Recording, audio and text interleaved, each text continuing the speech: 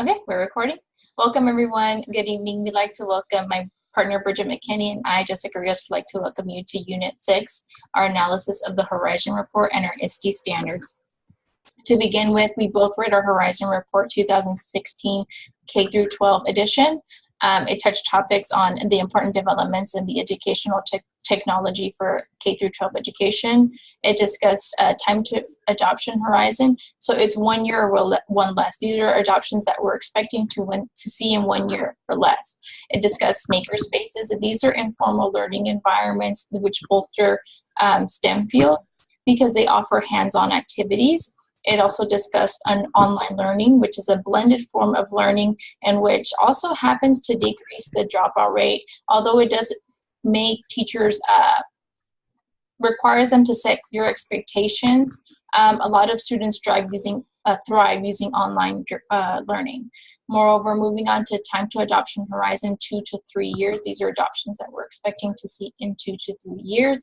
It discussed robotics. Now, robotics offer students the opportunity to learn how to use software in order to manage the hardware. That is to say, they're able to use the software to process and learn how to code and program.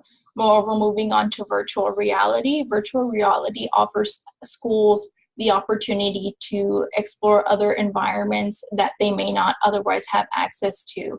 For instance, access to labs. Many schools, although they're fortunate to have access to labs, but there are still some schools that do not have access. And again, providing virtual reality spaces really allows students to have more access to different materials and different learning environments.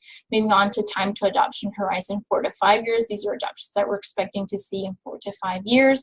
It discussed artificial intelligence. Artificial intelligence can almost act like a real human. That is to say that it's very predictive and engaging for students, and it's something new, and it really can apply to real world situations. And then whenever we talk about wearable technology, they have even considered having implantable devices, and that's probably expected again in 4 to 5 years. But this gives us the opportunity to integrate project-based learning through wearable technology. Excellent, Jessica. You know, it's really awesome that we got to read the exact same article this time. And if you don't mind clicking on the ISTE standards, let me see if I can exit out. I can probably do this. It was on there. Let me see if I can zoom in for you. Does that work? That's perfect. Okay. Thank you. So these ISTE standards are a direct connection to everything that you just described. You know, it speaks about, the innovative designer, and these are, part of the standards for students, where students use a variety of technologies within a design process to identify and solve problems by creating new, useful, or imaginative solutions. And, it is the innovative designer that is pushing, those ideas of the maker spaces, and giving them online learning environments, only increases the flexibility with which they can engage in these deeper learning projects. So, all of these things that are mentioned in these trends are, we see them developing in these standards. When we look at, visionary leadership, the standards for coaches and the standards for administrators, it says that educational administrators inspire and lead development and implementation of a shared vision for comprehensive integration of technology to promote excellence and support transformation throughout the organization. And what struck me in this standard is that idea of comprehensive integration. This isn't just a fad. We're not just going to, buy these fun projects for a little while.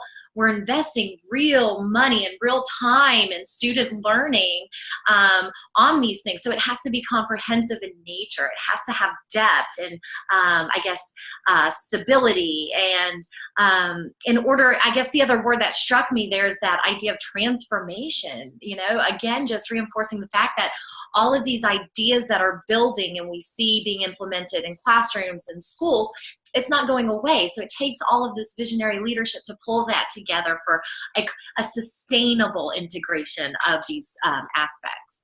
So that brings us into the final ISTE standard. It's about, these are the standards for administrators, and it's about systemic improvement.